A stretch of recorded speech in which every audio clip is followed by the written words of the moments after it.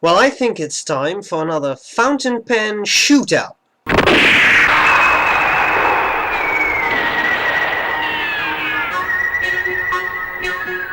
And today we'll be having a look at two pens that, as far as I'm concerned, have nothing in common. We talk about the Pelikan M1000 and the Churchman's Prescriptor by the brand Italix.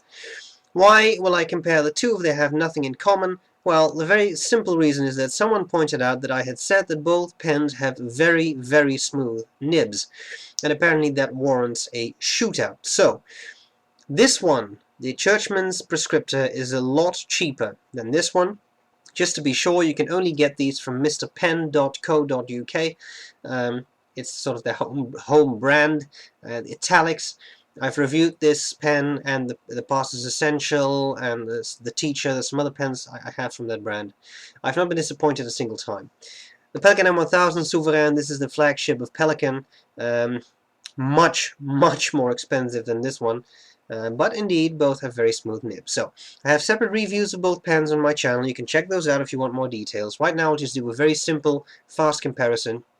And then I'll do a writing sample, and I will show you how to take this one apart. This one is just a matter of unscrewing the nib and feed unit, so there's not a whole lot to show you, but I will show you that before the writing sample. Okay, M1000, big pen, light, because this is resin, and it's a very large size when you post it, and even when unposted, it's not exactly a small pen.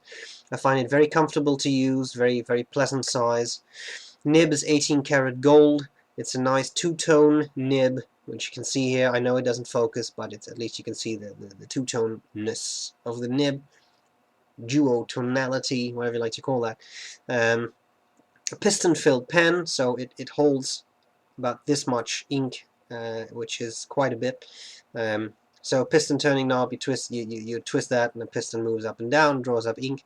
Interesting system, has a big ink capacity. A lot of gold. I think all of these details are actually gilded, so it's clearly an expensive pen, and it does indeed have a very smooth nib.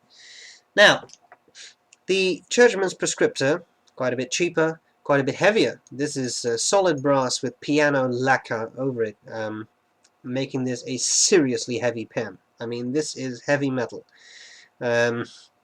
We got the cap. The cap alone weighs quite a bit. One of the funny things about this pen is this section. Again, I know this won't focus, but look at that really short, weird section. That's very unpleasant to hold, actually. If it's absolutely necessary, you can hold it, but it has these large threads for the cap.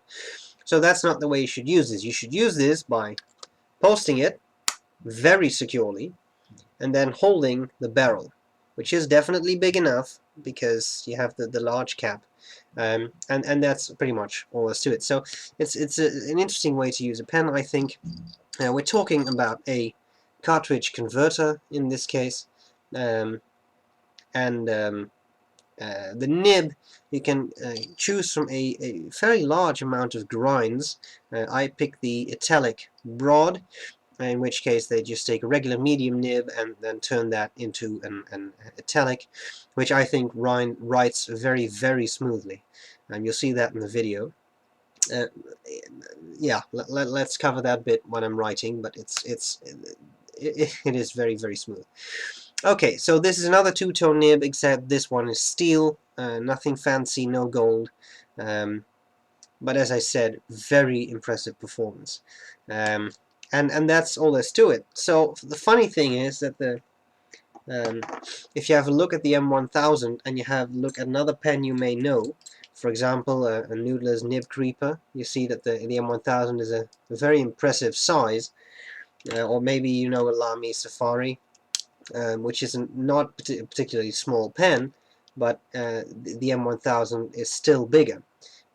Really impressive girth. It's a wide pen, and it's a pretty long pen, so it's definitely not small. Now, when it comes to the Churchman's Prescriptor, I thought that's going to be smaller.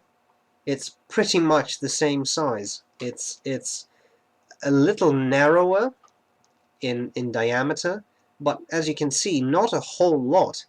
It's reasonably close, and the length is really pretty much the same.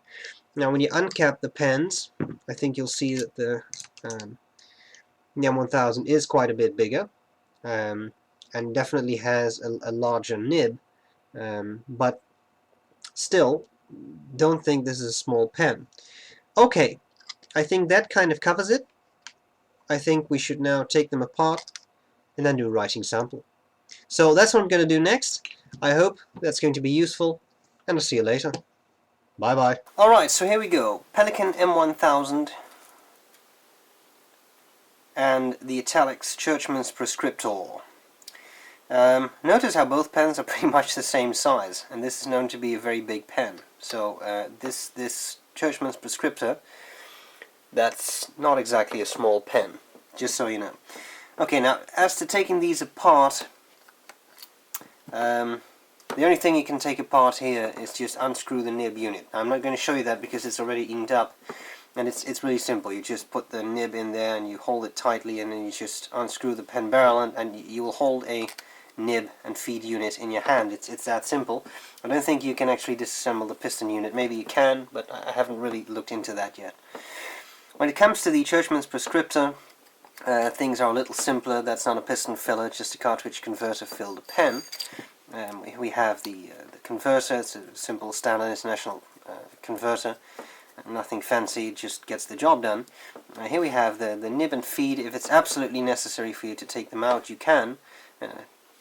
The friction fit, so just pull them out straight, no twisting, no turning, just pull out straight. And that's all there's to it. You have the nib, you have the feed, and you could work a little on the channel of the feed if you think that's absolutely necessary to make it wetter, or you could work a little bit on the slit of the nib to make it wetter, and that's all there's to it. This will fit, I believe, in one way. Or doesn't? No. That's what the Parsons Essential. Sorry. With this pen, it really doesn't matter. You can put this in any way. One thing you may find useful, that was a tip from Mr. Ford, who actually sells and makes these pens, is to put the feed in first. And then when you put the nib in, it can be a little easier to get that in all the way through. Of course, be careful you don't actually bend anything. That way you should get some good alignment, and you can be sure that they're pushed back in all the way. And sometimes that causes less alignment than when you try to hold them and you twist it around a bit, and then the nib and feed misalign or something. So there you go. You can do that with this pen because there is no specific slot for the nib to slide into or something. Alright, I'm going to have to use one ink for this because my M1000 was already inked up. And this is the last bit I have left of this ink. It is Gerbin Lidete, one of my favorite inks, and the one I shall be using today. Right, here we go. So, let's just wipe that off gently. I'll grab some paper, and then we'll do a writing sample. Okay, Pelikan M1000. I'm not going to write down Souverain, just to save some space. M1000. You may have noticed a bit of a hard start there. Do note that this pen has been kept for a couple of days and nights, hasn't been used, so I don't think that's even that bad. The Churchman's Prescriptor has just been inked up.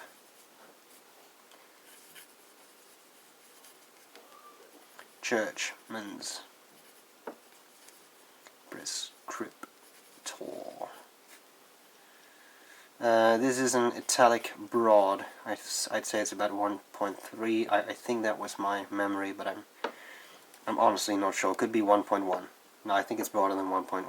Well, it doesn't really matter. You can figure this out on the website. It's a very decent broad italic, I would say. Okay, a bit of writing.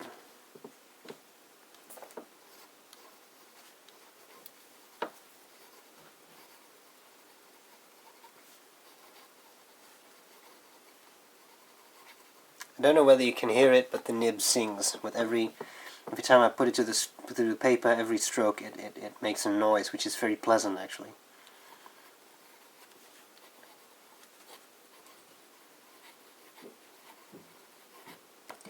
Beautifully smooth, very pleasant to use. I absolutely love this pen. Italix Churchman's Prescriptor.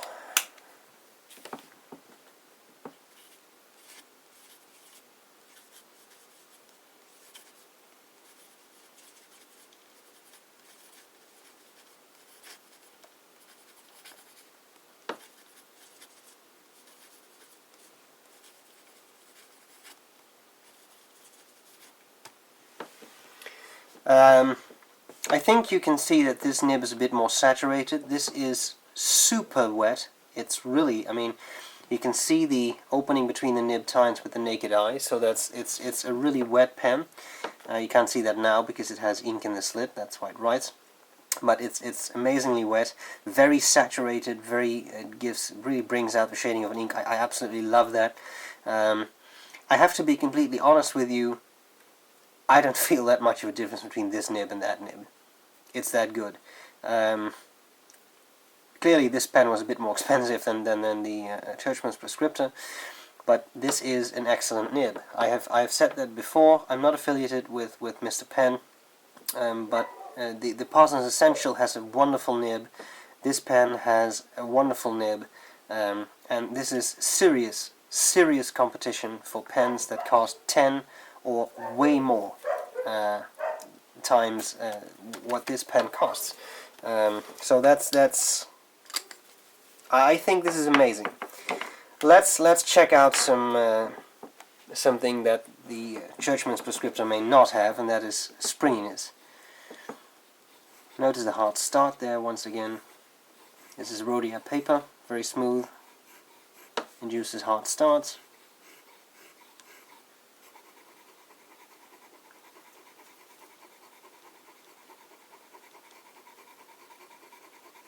A beautiful wet patch of ink. I love this, the wetness of that pen. Then we move to the Churchman's Prescriptor and try to put some. It does actually have some line variation. More than I expected, because this is a steel nib. More than I expected. You see, this is no pressure. This is a lot of pressure. Now we go for the wetness test. Well, I mean, just look at that. Extremely wet.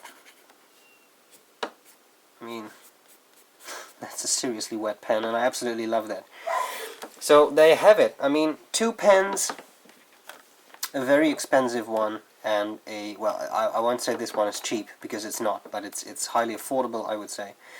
And with both pens you get an excellent performance, and I really think this is a really interesting alternative for the amount of money you spend on this. So that's all there's to it. I hope this was useful, and I'll see you later. Bye bye.